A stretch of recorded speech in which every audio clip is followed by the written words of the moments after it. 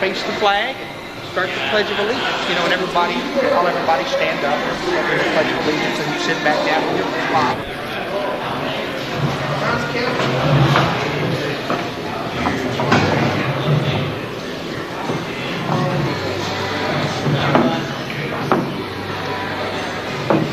Hey, Dave.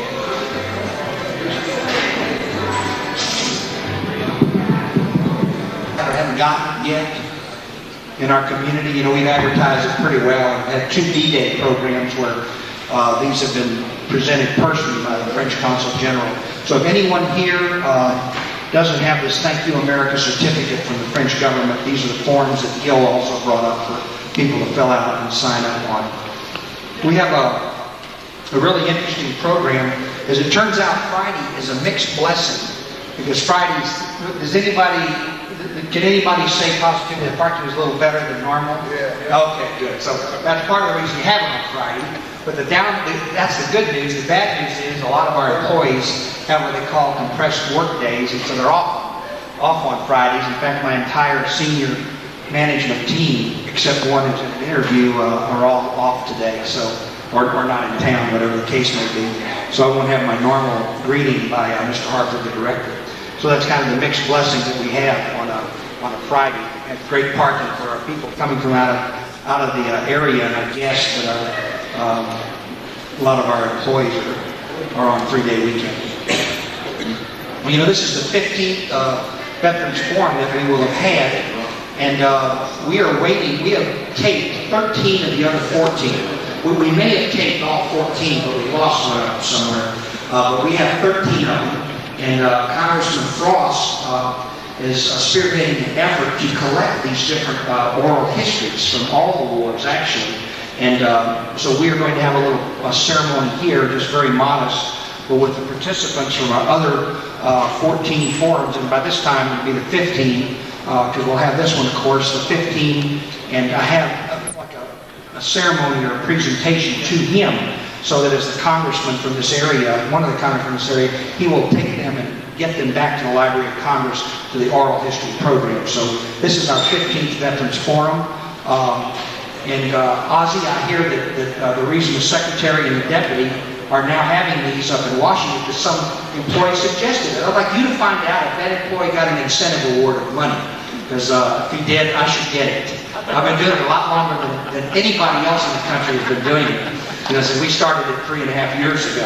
But some employee suggested to our Secretary of Veterans Affairs, Tony Principi, that he should do something like this. So on, let's see, I guess it was December 6th, they had the Pearl Harbor program. The deputy and the secretary both interviewed some Pearl Harbor survivors. Now, is there any Pearl Harbor survivor in the audience by chance? Someone said they had a T-shirt to give to a Pearl Harbor survivor. Who was it that told me about the T-shirt? You have it available at your home, whatever? It's in my car. If anybody knows a Pearl Harbor survivor, this gentleman, raise your hand, sir, will be able to give it to you and present it to a friend if you know a Pearl Harbor survivor. I know we have 30 or 40 in the area. Reba, aren't you Reba? You have a seat over here next to your friends. Yeah, big deal. All right, Reba, there you go. All right. I'm going to wait a couple minutes after 2. Only service chiefs like John Ashby are able to get off before 2 o'clock and get here on time for a program. Do y'all have any questions about what we're doing here? You know, I'm always interested in programs. One of the programs that I thought I might do in the spring was maybe naval operations combined with marine amphibious operations in the Southwest Pacific in World War II. It's one of the programs. I've got a couple of people for that, and tied in with aviation, perhaps in Southwest Pacific. One of the ideas that I had. You know, we're trying to do World War II programs, as you know. Those of us that are Vietnam are typically average age at least 60 or under. I figure we have several more years, hopefully, around to do Vietnam programs, and then Korean War programs we're going to get to also. We've been doing the commemorative programs for 50 years, but I really want to focus on the World War II programs for the time being, and be sure that we focus on all of those.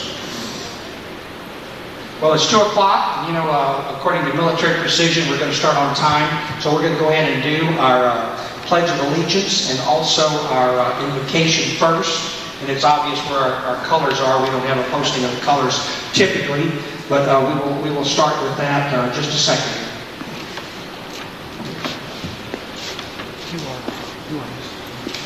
You was a participant in the Battle of the Bulge also. Will you please stand, face our national colors, render the proper salute, and remain standing for the invocation right after that.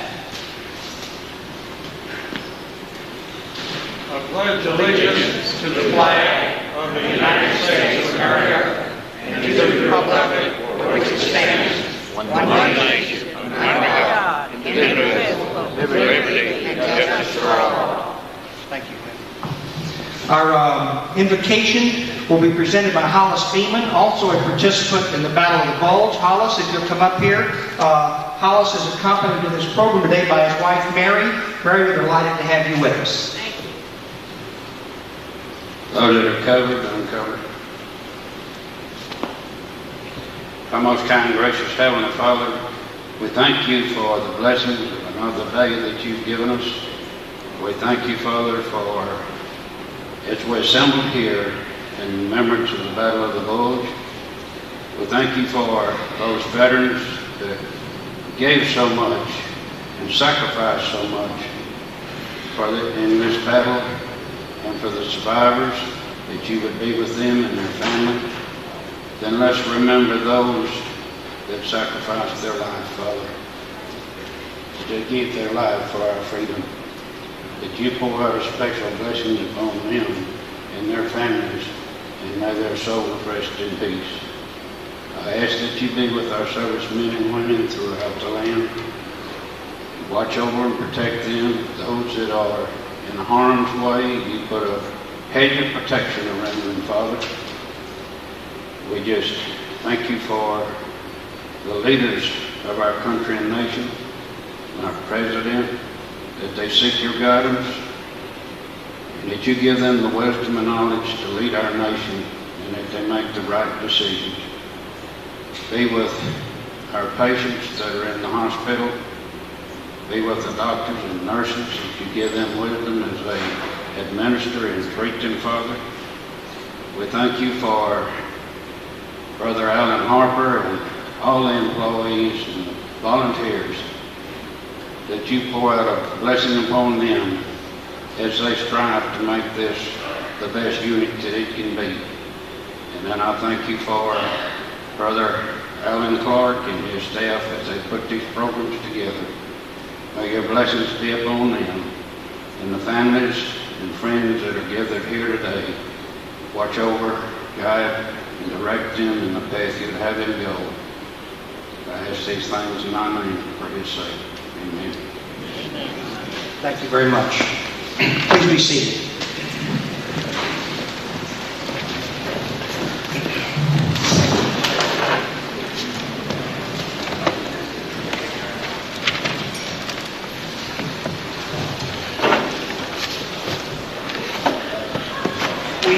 We have three gentlemen today who are participants in the Battle of the Bulge, obviously. I'm going to introduce them left to right and have each one introduced and ask them certain questions and kind of get their story from their part of the battlefield on this line of action here, what we call the main line of resistance, and where they were, in one case, in the counterattack operation in the south. So I'll introduce them a little bit, tell you a little bit about perhaps where they were, and a little bit of the background of how they got up to this assignment in the Battle of the Bulge area. I'm going to start with Herb Shanger on our left here. Herb was with the 422nd Regiment, Company G of the 106th Infantry Division. He was a combat infantryman, a company sniper, company runner, and regimental scout. So he had a lot of assignments in his position description up there with the 106th.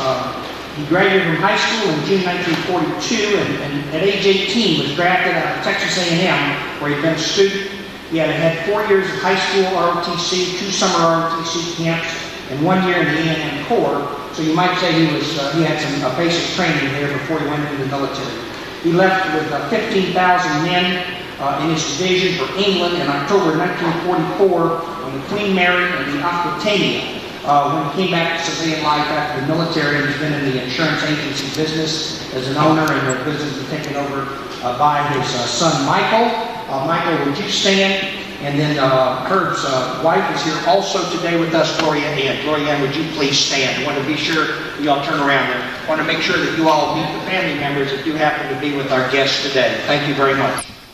Herb, I was interested about that ship, and I just kind of get started here at the light note. I assume that the accommodations on the ship were of such a nature you had plush staterooms and luxury food and dancing girls. Is that right? That's just about right. What was it really? Obviously, the privates and then the lower non-commissioned officers would be put in the hole, so to speak. And the bunks were 4 or 5 foot deep or in height. And everyone got sick, as you can imagine, the first day or two out of it. And if we did get up and out of our bunks, we would go to the top deck and gamble. Love to play cards. All the servicemen had nothing else to do, just sit around and gamble. You had some rich people. No, we did not have an escort, and we heard the boom one day, and it was the ship was firing a hospital ship that was on the way back to the States from North Africa. Herb, describe your arrival on the line and whom you replaced, if you might take your pointer and show people where you were up there on the line. We came up on the line about 4 days before the Battle of the Bulge, which happened, as we all know, December 16th. We were there about the 12th. We disembarked from our trucks into the snow, and it was a weird feeling, of course, but here you were on the front line. And a new experience to all of us, being green and just having been in Europe for only a week. So as we got out of the trucks and went down to by a big tent area, the 2nd Division veterans were passing us going out.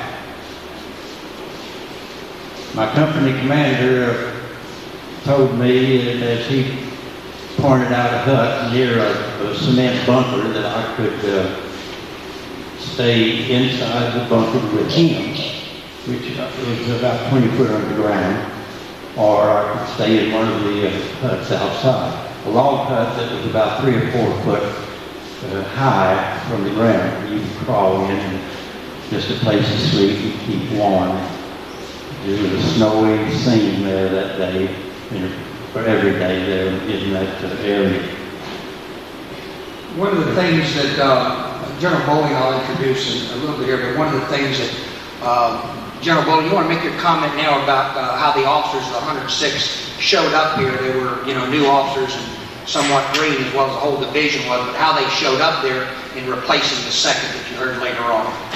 Well, I had some colleagues, classmates in the 106, and subsequently learned that it was the custom of the Army to take a unit that is newly arrived from England or anywhere else and put them in an area where there wasn't expected to be much firing.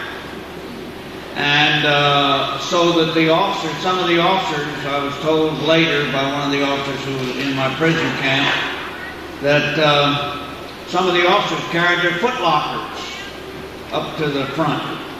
And the 2nd Infantry Division had been there on a rest and rehabilitation, and they're pulling them out and putting 106 in.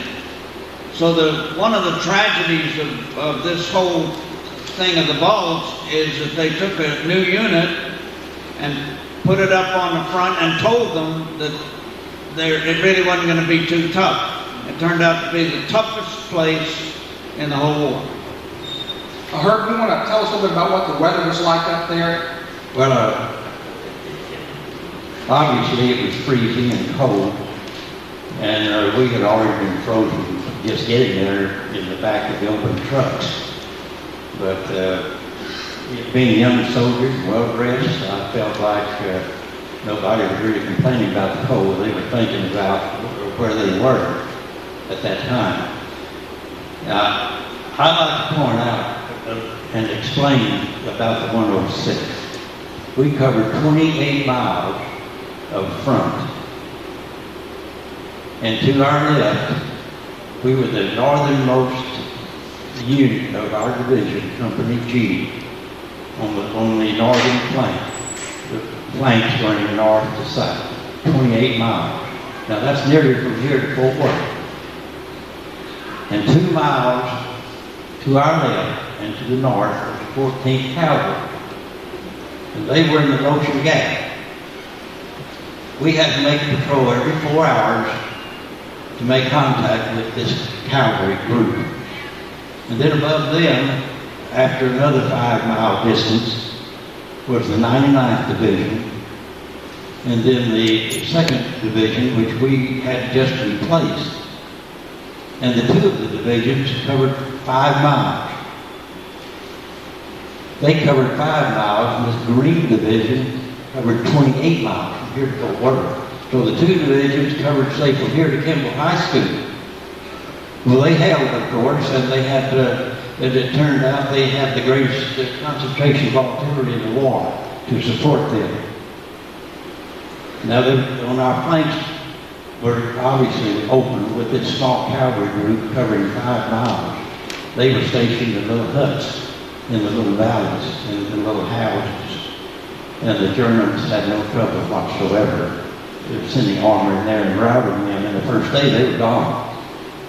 We were still up there, and they were gone. Your areas are basically for the month before December 16th, 1944, when the battle started, the counterattack started. You all were just basically running patrols, and so it was fairly quiet there. You all weren't necessarily expecting anything. Now tell us, what is your description of, quote, noises that you heard and so forth? I've heard reports where you've heard a lot of trumps and a lot of noise, but we heard absolutely nothing other than a few tin cans, just a little bit of trinkets being heard out in front of our outpost. You know, the tanks and the armor is not going to go through the woods where we were. They were going to go through these villages where the cavalry was, and that's where the big noise came from that you heard about. But we did hear something, and that resulted in an attack at 5:30 on the 16th that we were caused. Putting this panel together is kind of interesting from the standpoint of your having mentioned, Herb, that one of the battalion S2s in the regiment just to the south of you was Lieutenant Allen Jones Jr., who was the son of the division commander, who later got, had a heart attack and all. But General Bud Bowling was in prison camp with Allen Jones, who was captured. They were classmates. And Bud, you want to mention what he said about this noise and the other thing with the regimental S2 and what they made the comments about that? For those of you who weren't in the service, an S2 is the intelligence officer for a unit. And Al Jones was the intelligence officer of his battalion as a young first lieutenant. And as was just said, he heard all kinds of tank noises. And he got on the phone and called back to the regiment and said, and reported every bit of it. And they told him, well, just don't worry about it. That's just routine combat noise. Now, if they'd been shot at up till that time real bad, they'd have taken exception to the statement. But Al Jones, in all of his intelligence reports of enemy activity in the front, those intelligence reports are not accepted at regimental level. Primarily because it was a new outfit and they weren't used to what the bad noises and the good noises were. So the story's gone. That, what he heard was I'm sure he heard what was going on. Those tanks went sliced through the 23rd, the regiment below us, and the 24th. And that was the beginning of our being surrounded. And where were you just before the attack? Weren't you actually at an outpost, Herb, when the attack started? On the 16th of December, that's 250,000 Germans were ready poised to attack. And these folks that were making all the noise in front of our company was out there too. And at 5:30, they were to attack. At midnight, the day of the 16th, first May of the 16th, I was standing a guard duty down below the main line of resistance behind the outpost where the noise was coming from. At 4 o'clock, I hadn't served my 4 hours. I went back across the main line of resistance. That's a barbed wire entertainment. And then that patrol came out of their embedment, and another patrol came down and took their place. And at 5:30, sure enough, they attacked our company. At that very moment, though, heard Shanger was just like that. Those folks that were in the outposts, they were back in their sacks sleeping. Thank goodness they held, because someone could have thrown a hand grenade in that little hut I was sleeping in and done away with Herb Shanger. And you apparently, right after the initial attack, you all had a few quiet hours, is that right? And so what do you think was happening during that time? I mean, you didn't have this constant attack and the grind on you, so you had a few quiet hours. What was going on during that time? Well, I think it was certainly a diversionary attack, and we didn't put, we were fortunate we had an observer, mortar man in the outpost at the time, and he had zeroed in with the mortar people the day before, or the second day before. Well, that destroyed the Germans and saved us in that attack. But we did not feel that anything strange was going on. It was just something that probably happened at any time. And we never thought we would ever be surrounded. Never had any idea of the major going-ons that actually happened. We stayed right there, and sure, and I didn't know until the cook told me that night that we were surrounded. So they were moving around you during that first day. They were surrounding you during that first day. Now, were you in pretty heavily forested areas? Pretty heavily forested? Absolutely right. We were in a very heavily forested area, and it was hilly. But we were well embedded in that forest. So the tanks had to go around you, Absolutely either way on the road. They had to go back up north through the Lotion Gap, or down south where Lieutenant Jones was, where he heard the noise, Right. to get to Bale. But now this is 4 or 5 miles behind us, so we were so far in front of these surrounding German forces that we were unaware that they were even surrounding us. Tell the group the story about how you came to be all alone out here on that front line. What happened to you? The 19th, at midnight on the first day, the company must have gotten a report or order from the regimental headquarters in Schlossenbach. And they were saying that, hey, we need protection here. The Germans infiltrating with armor, and their infantry's coming right into our regimental headquarters from that area. We can see them walking, coming over the hill. You fellows have to come back and just leave your positions and protect the regimental headquarters. So I was still at that time, at this point, I was standing my guard duty down below the main line of resistance, and the squad that was in the outpost went back up the hill. I challenged them. They gave me the right the code, the password. So after a certain period of time, I don't really recall, I knew and realized that no one came down to replace these people, and I'm the only one here. So I decided to go up and see what was going on. So I went up the hill, and the sergeant chewed me out just for a second, said, "Where have you been?" And I told him I was standing my post. He said, "Well, I sent someone down there to get you." And as it turned out, this fellow did go so far and got scared and came back. And You feel like you're So I fighting, was out there all alone. you're fighting the whole German army by yourself, huh? I didn't know it, but I sure was. It's probably the point man for the United States Army. Relate the background and the setting of your time when you all had to do the surrender. You know, what was going on the battlefield when you all kind of finally had to decide that your officers surrendered to you? Well, when we were surrendered, we were pinned down, and they found us, so to speak. And we found them, so to speak. Our orders had been to attack the little town called Schoenberg. That's 10 miles in front of St. Philip. That's your regiment, that's your division headquarters, St. Philip. A major supply line. Well, we have never retreated or going laterally, but we were ordered to attack Schoenberg. I think it's the 19th or 20th. This was 3 or 4 days after the initial attack. We're still up there near the front. We had already lost the artillery in the first grade. We never saw a tank, never saw an airplane. We had absolutely no support, just with the rifles.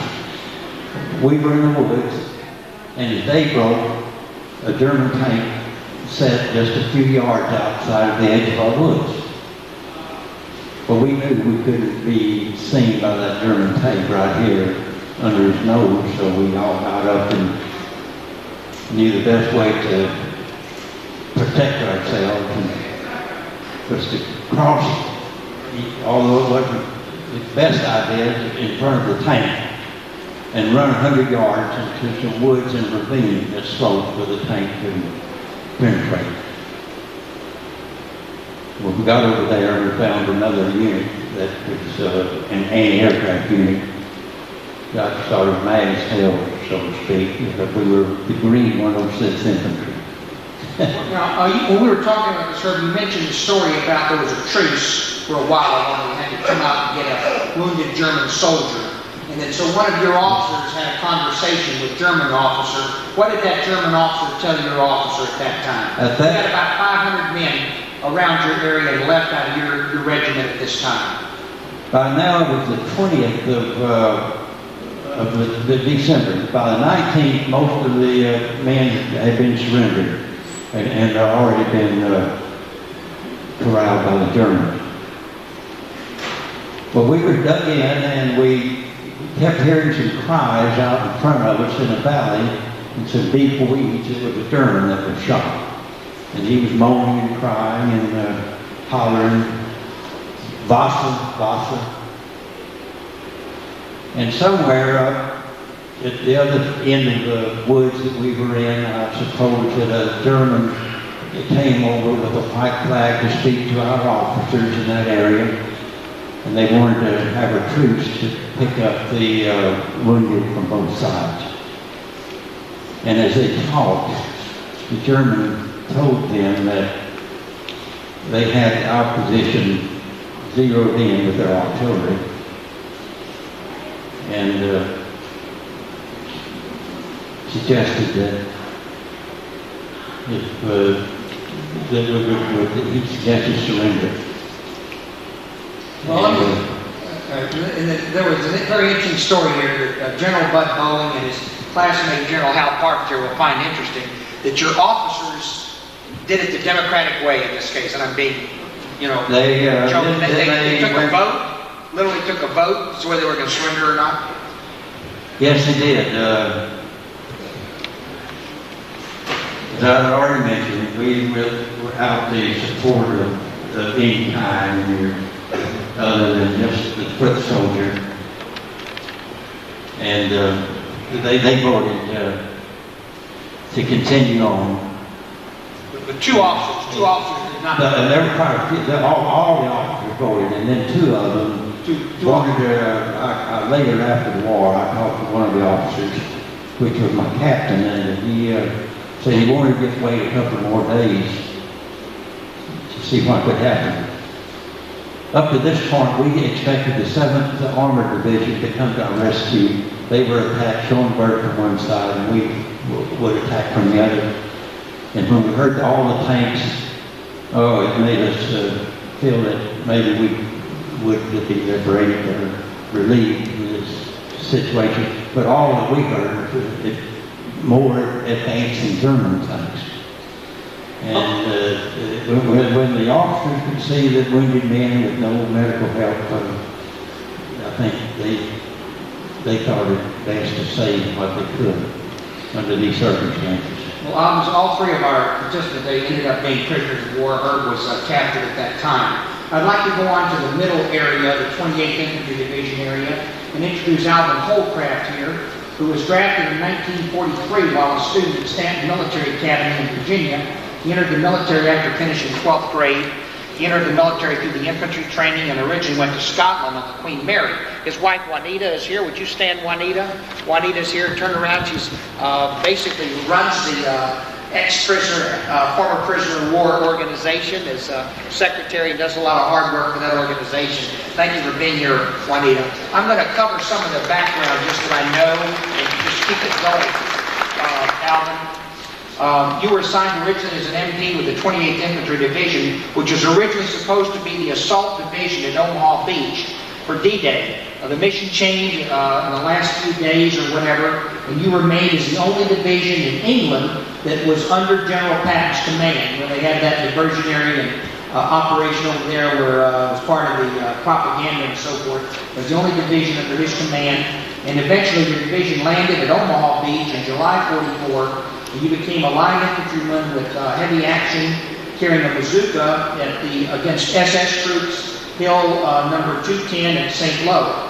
And you were wounded later at the Calais Gap and evacuated England, but you came back, of course, into the battle.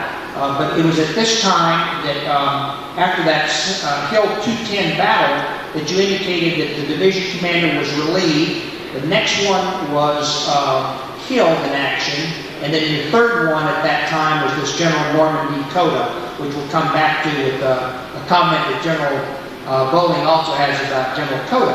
And this division commander, if you all that saw The Longest Day, he was the division commander at Omaha that was played by Robert Mitchum. Is that not right, General Cota? 29. He was with the 29th at that time, actually on D-Day.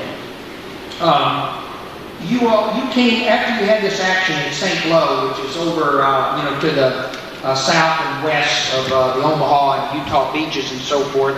You were in that action, and you were starting back up toward the,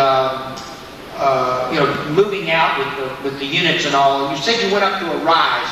Describe what you saw up there on the rise as you all were on the attack. Well, there were hundreds of tanks after that, all kind of armored equipment, artillery pieces that were leaving the battle. And this was about 7 miles wide, this Calais Gap. And the command knew that they were going to have to fight these people somewhere, somehow. But the Germans were pulling them all back. One thing that we probably didn't want to capture a lot of prisoners because that would slow us down. We'd have to have them, feed them, and so forth, to comply with we needed convincing. But anyway, we continued on and liberated Paris. One of our regiments paraded the Free French in Paris. You've probably seen them 16 people wide walking. And they chased the Germans on through Belgium, and actually the 112th Infantry Regiment entered Germany and pierced about 12 miles through the Siegfried line. This was in October of 44. Yeah. Had you come back with the unit by then? No. You hadn't come back quite yet? But you were in the Battle of the Hurtgen Forest with the division after coming back. I wanted you to mention something that you commented about the British and the Canadians and how, in the attack, how they interacted. Well, the British and the Canadians were going along the coast, sometimes 12, 15 miles inland, and then our forces would take over. But General Montgomery was in command of the British forces, and he went on and passed through all these towns, all these harbors that could be made into supply depots for us. For instance, Antwerp. Antwerp is about 20 miles inland. So you have to go up a channel.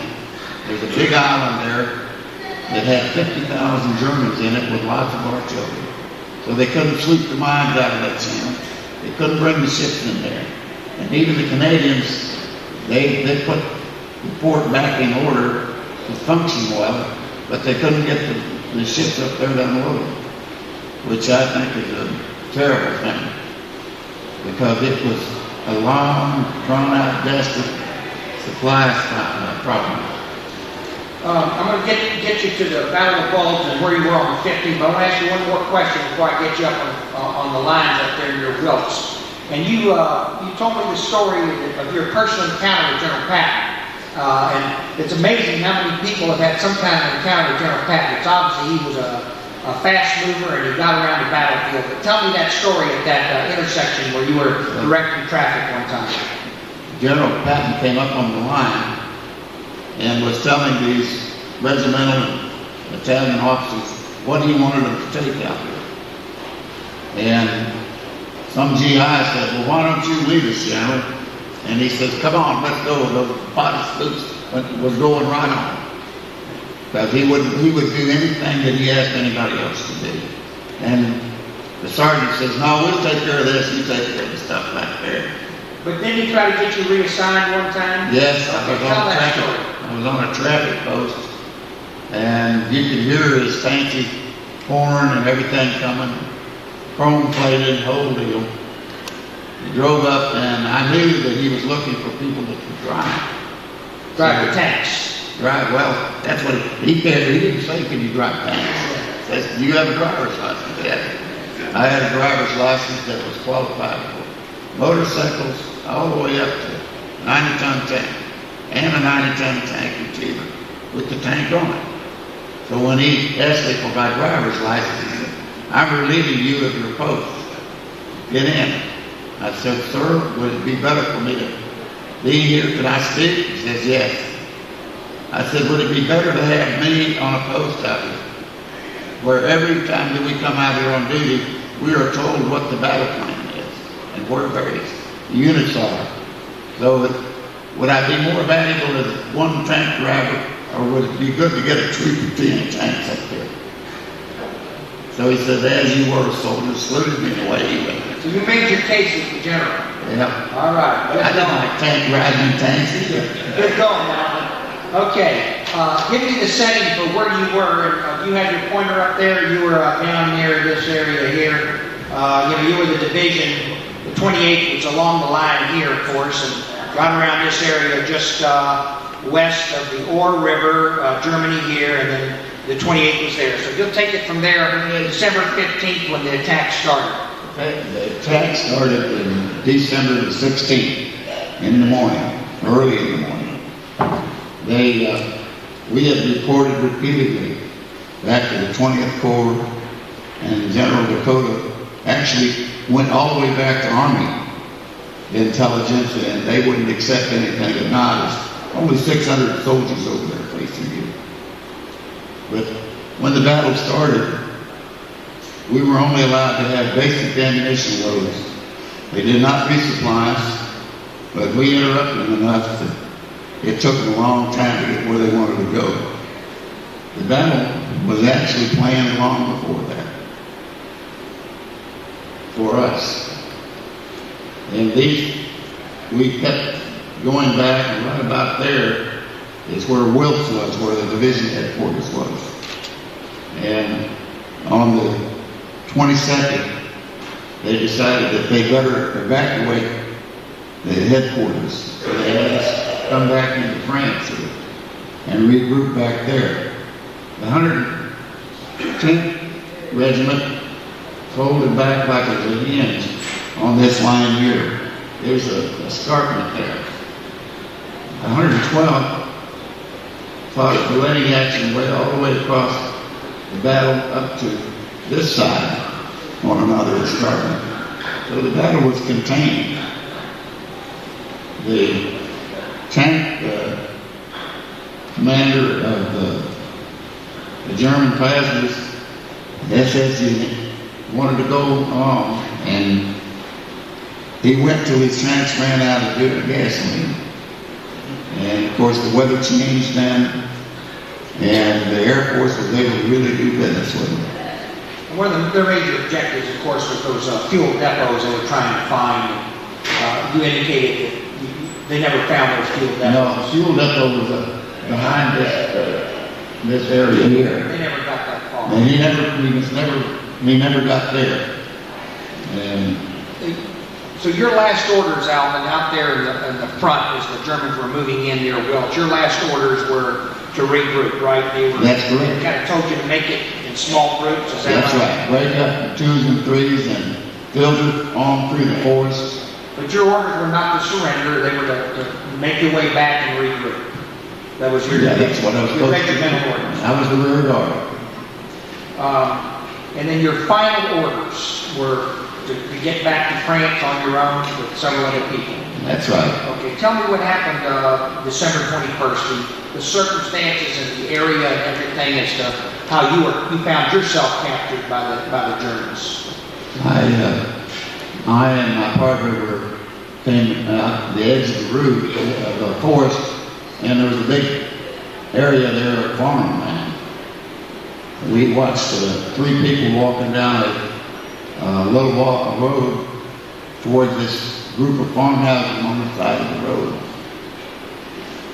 We met these 3 guys right at the corner, the end of these houses. It happened to be 2 German paratroopers and a GI that had captured. The reason we couldn't tell the difference was that the German paratroopers' helmet had just a small flange on it, instead of the big one that their infantry had. In any case, we got into an argument there, and our weapons were in our hands because we carried them in our hands. The Germans were good about keeping theirs slung, and we ran out through a driveway through a farmhouse and ran into a German patrol coming back in, and we just stopped, and we ran out of ammunition. I was standing straight up, and there's probably 20 Germans shooting. They hit rocks, walls, everything. But they didn't hit me. And when that last clip flipped out, why, this German sergeant told me to quit shooting and come and took my rifle and threw it over in the field. Walked me on in there, and they searched me. And their method of searching is rather odd from ours. But they would search one pocket. If they were taking stuff out, I'd have to go away and put it over here. Then they'd go search something else, and I'd move it back again. I ended up with 2 D-bars and 3 maps when they got through. So I was very fortunate there. But when they gathered a bunch, about 30 people up, they come up with a U.S. half-track that they'd thrown the gas jerry cans and just a big pile of it. Told us to climb up there and hang on. The guard they set to take care of us, I guess he was 16, 17 years old. And they had a German field artillery piece. And he just hugged that, slung his rifle over it, but then just hugged that cannon. And he was jostling all over. Wonder he didn't die right back there. But they finally gathered us back up to probably a checkpoint that they were, a headquarters that they put us in. Well, obviously, both of y'all began your POW experience at that time, because that's a whole different story as far as the experiences of being prisoners of war, the Germans over there. But I'd like to go to our third participant at this time, and this is Major General Alexander R. Bowling Jr., who is, I call him Bud. I've known Bud for almost 25 years now. I guess he's one of the few generals that I feel comfortable saying Bud, because that's just the kind of gentleman he is. He graduated from West Point in the class of June 1943.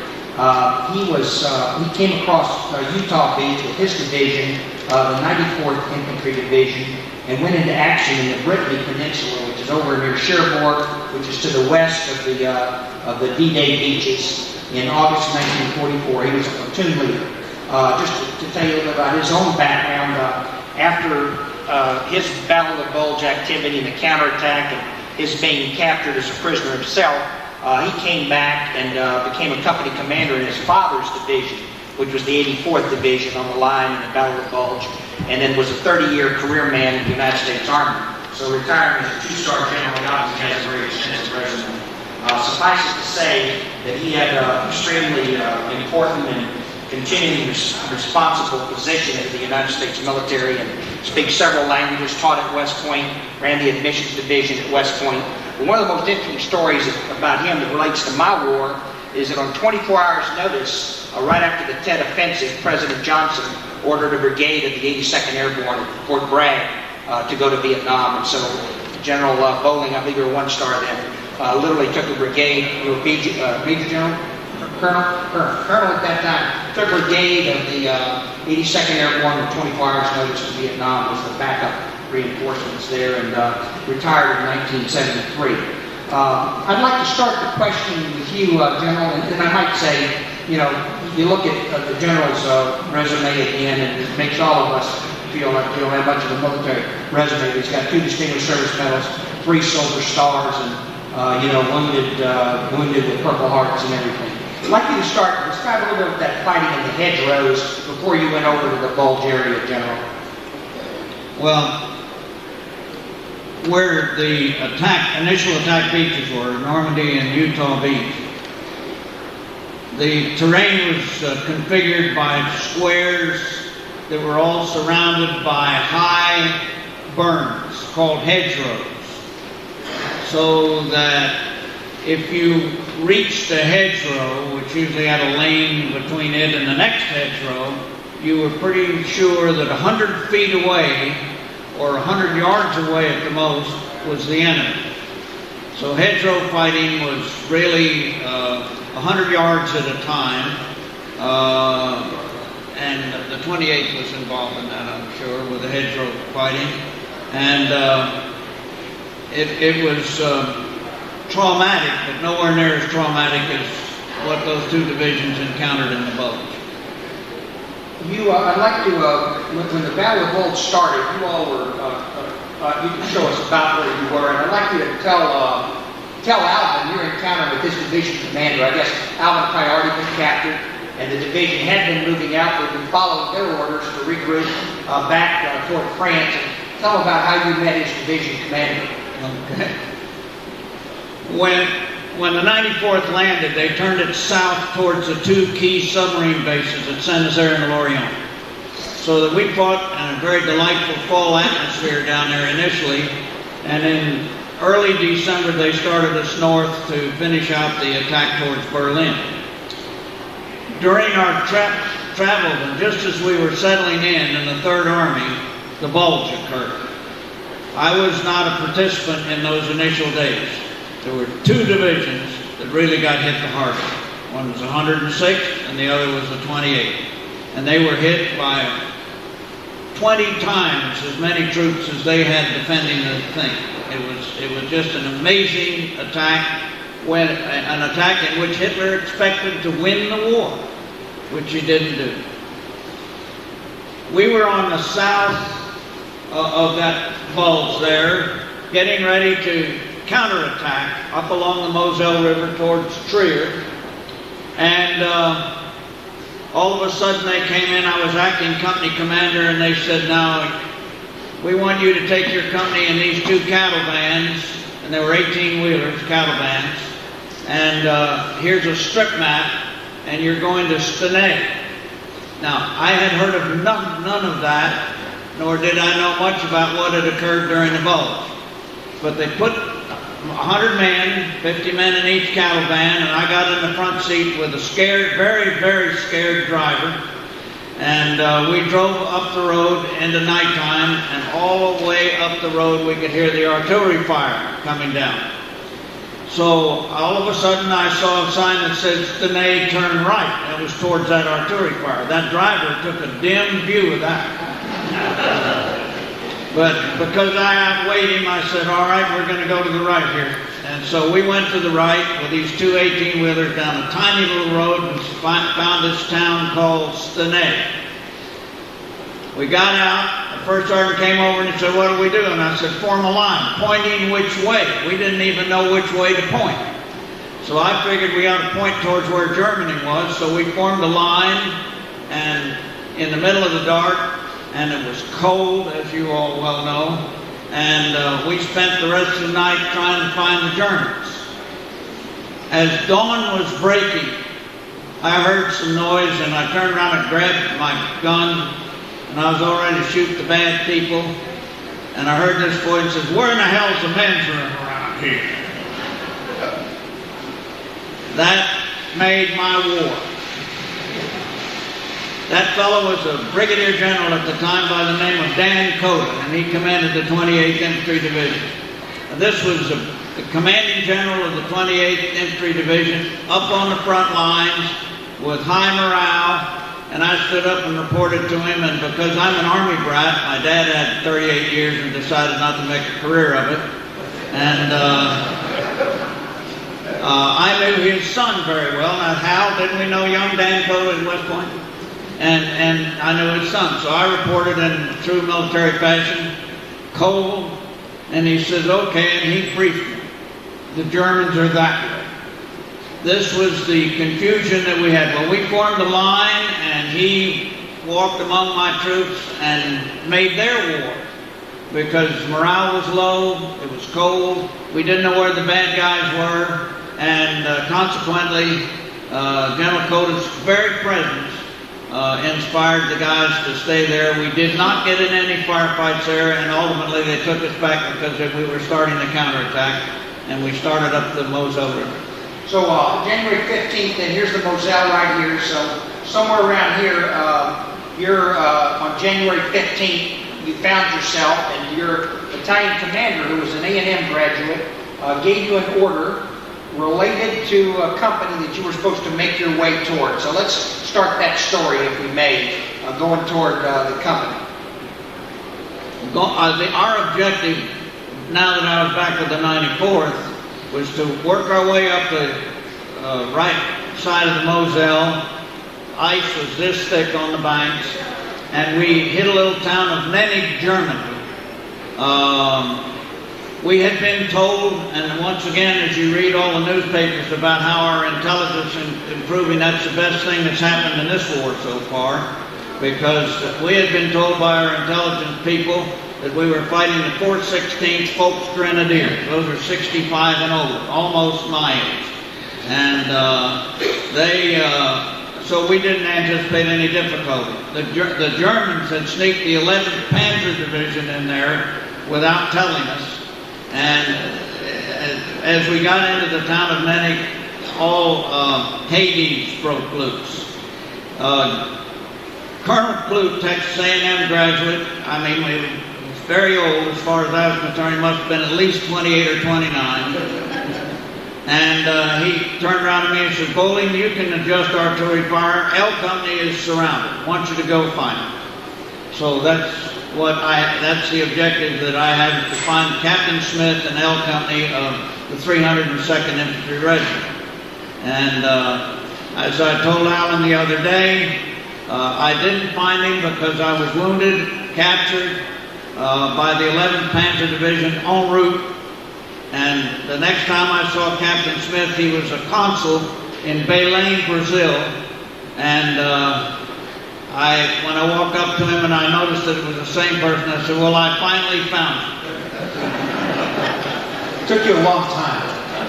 I'd like just to add a little sidelight story to that. As he was moving toward L Company to find them, he had a couple other men with him. And they apparently were both wounded, right? And so they went back, and you continued on. And what General Bowling did was he took out a machine gun nest by throwing in a grenade, continued on to his mission, although wounded because some artillery fire started in.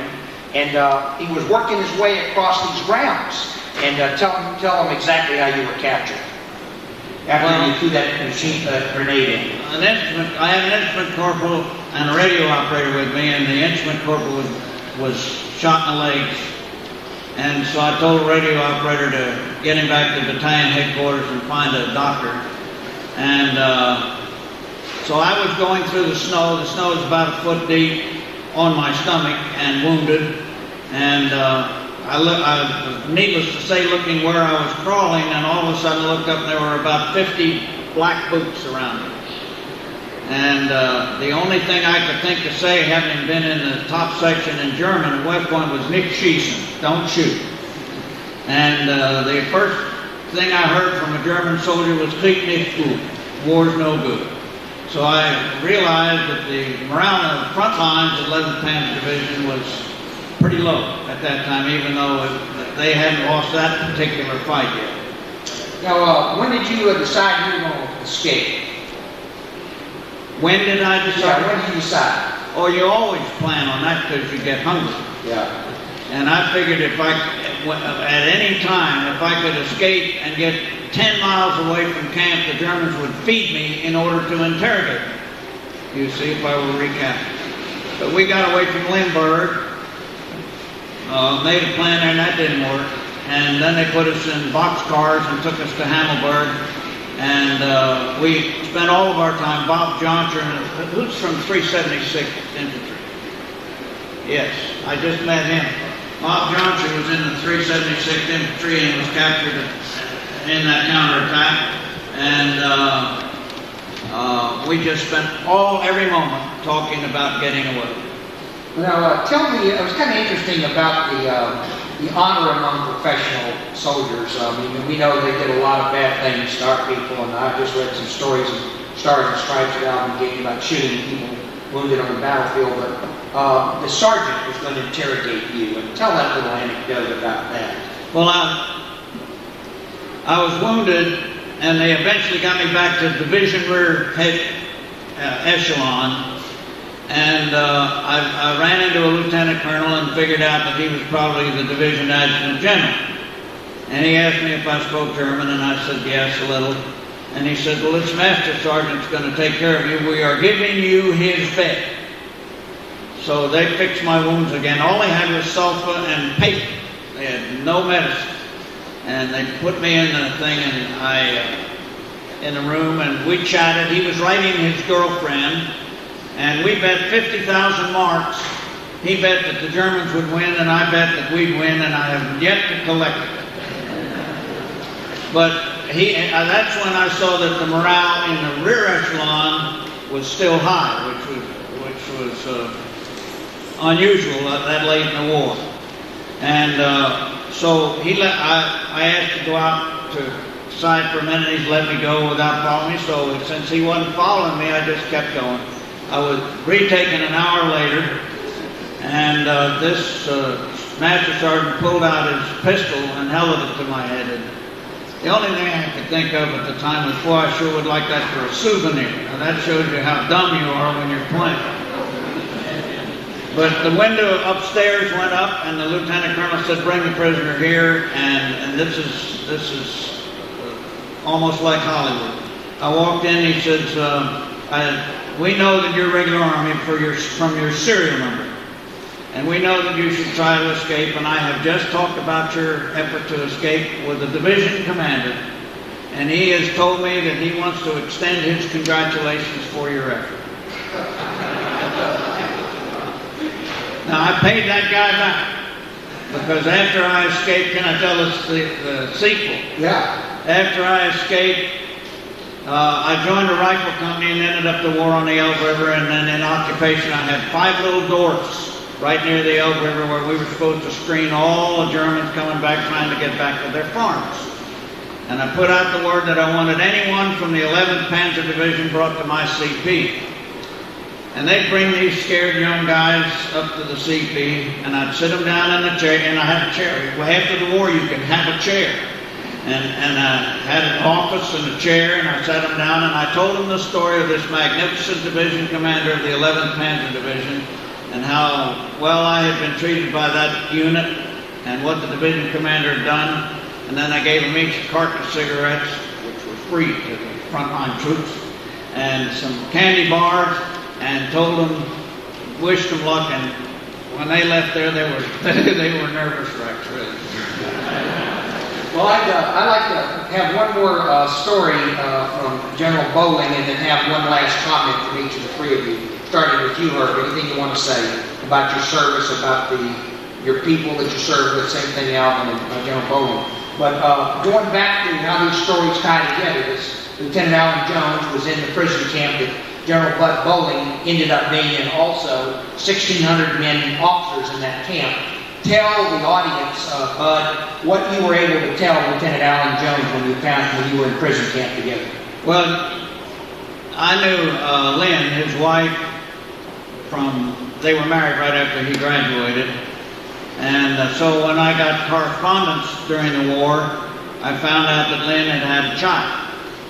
And so when I got to prison camp, and who should I see but Alvin Jones? And I said, have you heard from Lynn? He said, not since September. And I said, well, you are a father. So I had the benefit of being able to give him the word about his daughter. But he was pretty weak then because he had been captured on the 16th of December, and this was in the 20th, it was about the 23rd, 24th of January. And we weren't eating much.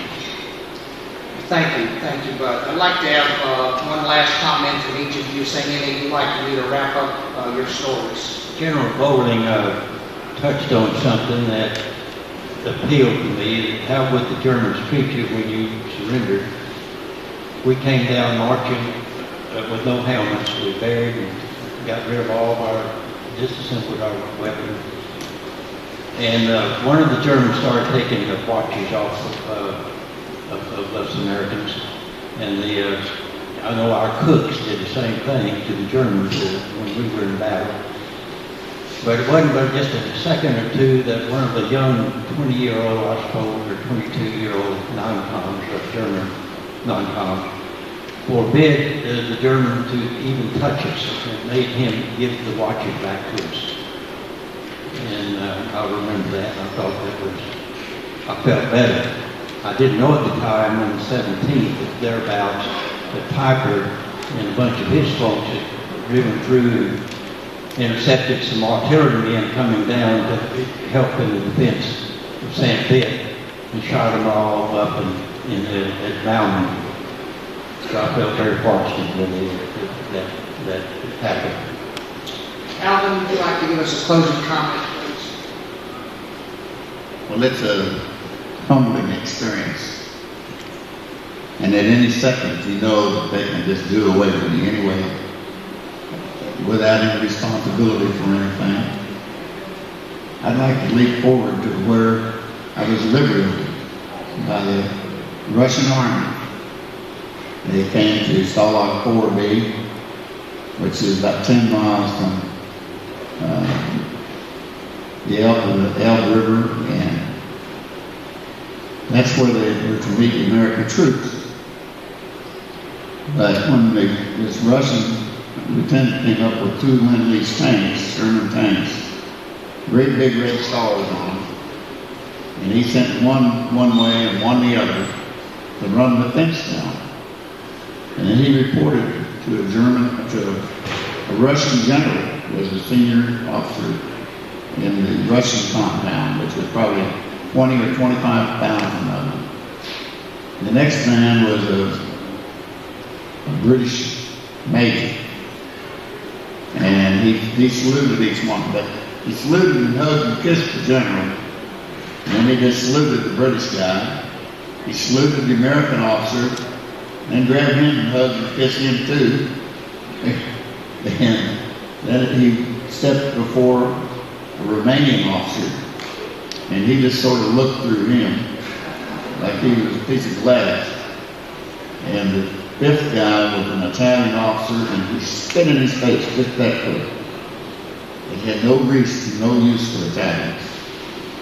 But they just turned us loose. They didn't bother to feed us or anything else. So I went into this little town, and with several other people, to liberate a few things. And I've got a picture of the hat there, where I got that in the town there. I brought that, I found some film also, a roll of film. And I brought that roll of film back to the camp and put the word out that I needed somebody that had a camera that we could use this film. So the British sergeant had the camera, so we worked out a deal. He would get so many shots and I would get so many shots. And then I would take the film to the United States and mail in copies, which I did. But I had no idea whether they ever got them or not, because I know that while I was in England, there was lots of it. There was just a pile of rubble at his house. His residence may have been gone by the time he got back. But another thing that was odd to me was that these Russians, even a general officer from the Russians, would salute every American that he passed to. And you think you can beat one of them to a salute? No way. I did my best. And I don't know how they recognized me, because I had a British battle jacket on and a GI pair of trousers and boots. And whatever way they discerned it, that was fine. And the way that the Russian army fought was they would feed them up and give them baths and what have you. Then they'd tell them what town to take there, and that's where your next meal is. If you don't get there for 3 days, that's how you wait for your next meal. But if you don't take it, you don't get anything. Thank you very much. Thank you very much, Alvin. But I'd like to do something here with you as our final man to make a comment. It's obvious listening to these three men were all within a year or two the same age at this battle. General Bowling, served 30 years and went to increasingly responsible positions as a commander and a troop leader and all. And if there's ever a soldier's general, it's Bud Bowling, because I've known him a long time. That's how I feel about it. I'd like Flannery's going to get you everywhere. Thank you very much. Now, Bud, I'm going to ask the Battle of the Bulge veterans to stand up first in the audience. Anybody who's in the Battle of the Bulge, stand up. Number one. We have a lot.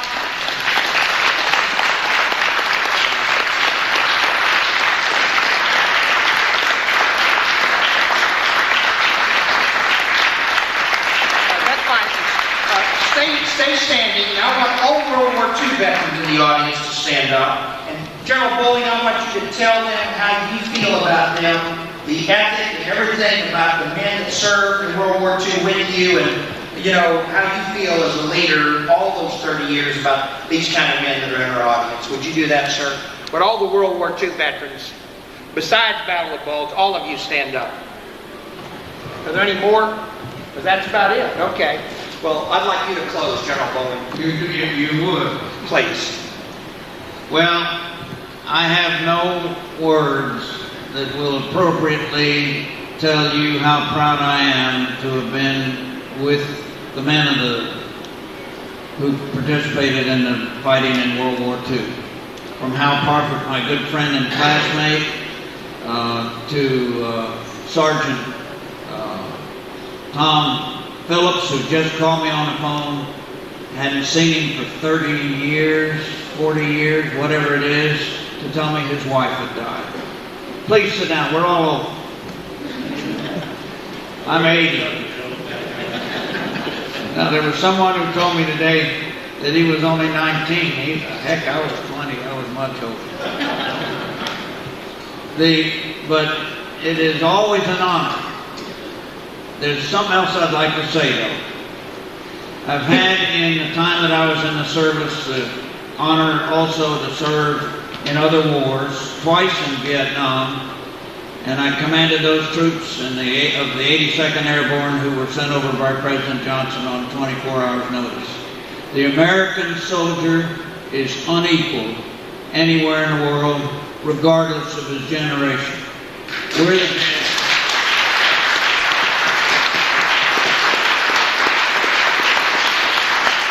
Tom Brokaw wrote a pretty nice book about us guys, but maybe I could end it with something that's kind of humorous.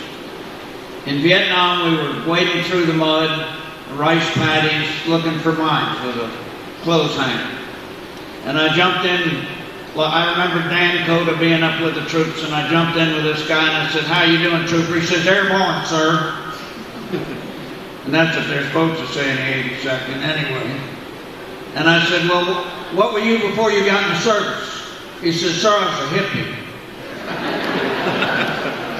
And I said, "Well, I guess you're pretty mad for being over here." He says, "No, sir." He said, "Someone's got to be here." And I said, "Well, boy, I'm really proud of you, son." I could call him son then. And I said, "What are you going to be when you get out of the service?" He said, "Sir, I'm going to be a hippie."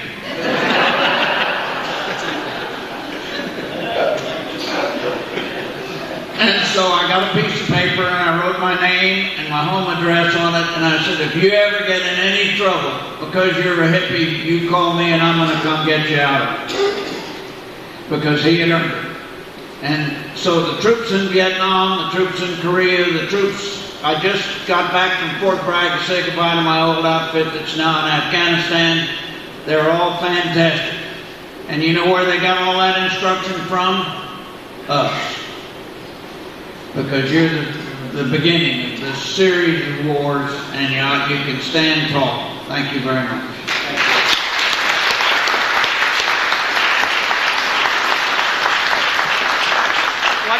We'd like to thank all the participants, and to thank you all for coming very much. I'd like to give our applause to all three of our participants. Thank you very much.